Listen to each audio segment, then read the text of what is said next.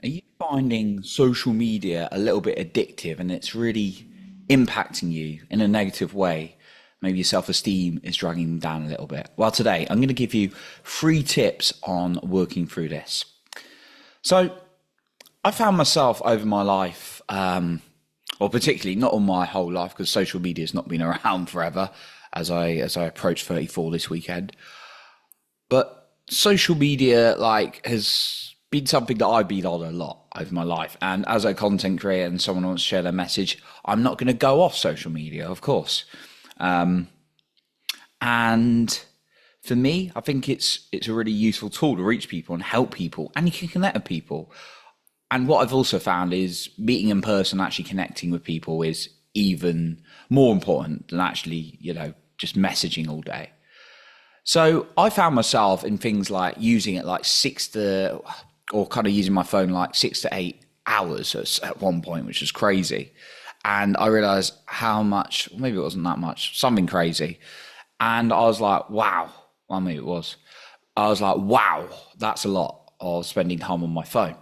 And I found that social media can like bring things up in me, like certain triggers in the past. Now that's on me to look at the triggers. It's like, okay, what about that made me feel not so good? What is it? What's that trying to tell me? So there's always a message you're getting, I believe, when you get triggered. Now, there's also what you can do though to reduce it and move it away, because if you're constantly getting triggered and you have to go internal, then if you're in an environment, which is the social media environment that's doing that, then it's not going to be very easy, even if you do a bit of internal work. So what I've realized is social media is a lot of significance, certainty, and fear. So there's a lot about like people trying to look better than they are to sell stuff or like get love or affection from other people. Not necessarily a bad person, but it's just kind of a way we can get conditioned. And I've been there, like try to get like likes and things like that, right? And now and then I have to catch myself at it. So there's like the significance element, there's the certainty element, there's like, well, I know I'm going to get like connection, I know I'm going to see certain things on social media. It's like I know I'm going to get like something from this, so that keeps us hooked as well. And there's also a fear element in that social media can produce a lot of fear, and that keeps us hooked and makes us feel really, can cause a lot of stress and put us in that fight or flight mode. So I've certainly experienced all of those things with the social media. Now, if you're like really hooked on social media and it's dragging you down, maybe you want to do something about it. If you're listening to this episode, I assume so. So let's dive into some things. Number one is, if you're going to use it, unfollow people that make you not feel so good. Just follow people who uplift you, make you feel good. And it doesn't even mean that the person's bad or it says anything like aggressive or like too hurtful about a cause or anything. If there's people saying really malicious stuff, and then you don't have to follow them, of course, that you don't agree with. But sometimes someone will be a good human being, but maybe you're seeing them, you're like, I'm comparing myself to them a lot, or that just doesn't make me feel good, even if there's no logical way about it. So I'm following someone, it doesn't have to be because they've done something wrong. Sometimes I'm following someone just to make you feel good. And I've done this recently. Like, there's some great people I know in my life, and I can think of some examples where like I've unfollowed them because I don't agree with what being shared is very true of them. I think there's a lot going on behind the scenes, and it's kind of like, from what I know, from what I know of them, and I'm like, I don't want to see this fakeness, right?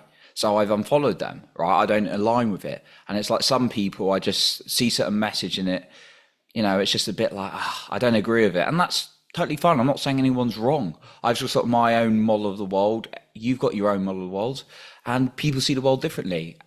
And I want to, follow things that make me feel good. So that's the first thing I'd say. If you're seeing something and they're not making you feel good, unfollow them. You can do that on Instagram. You obviously unfollow them altogether, or you can hide them. On Facebook, you can still be friends, but you can just unfollow them as well. The second thing is, allow yourself certain hours you're going to use Facebook and Instagram. I just finished mine. I might change it for another day. But my non-use hours are like out before 6 o'clock in the evening, and then not after 7 o'clock in the evening, unless I go and post something on my stories or a post, because then I'm putting out a good message.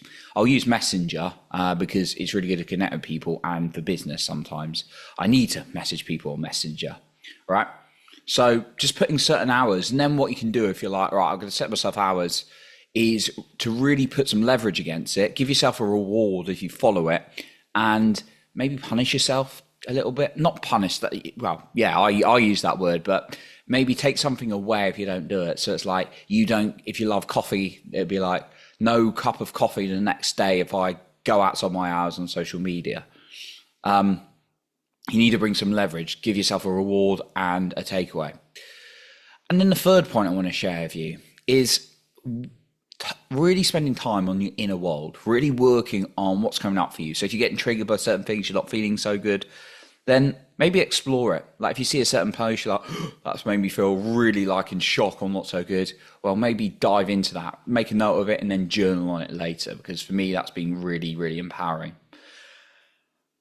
Now, the final thing I would say, bonus point, is set your environment up to win as much as possible. There's a great book by Benjamin Hardy, Willpower Doesn't Work. I've mentioned it before, but it's really powerful. And what that's saying is people are like, I'm not going to use my phone, I'm not going to go on social media. And then because of addiction, because of habit, you find yourself going back on it. Well, if you delete your apps off your phone, if you log yourself out on your phone or on your laptop, and then you got your password somewhere else, you got a lockbox for your phone. These are some of the things you can do in your environment. So it's actually not possible unless you go through a load of efforts to get back onto social media again. So think about how you can set your environment up to win as well. So that's what I really want to share with you around tips on how to reduce social media.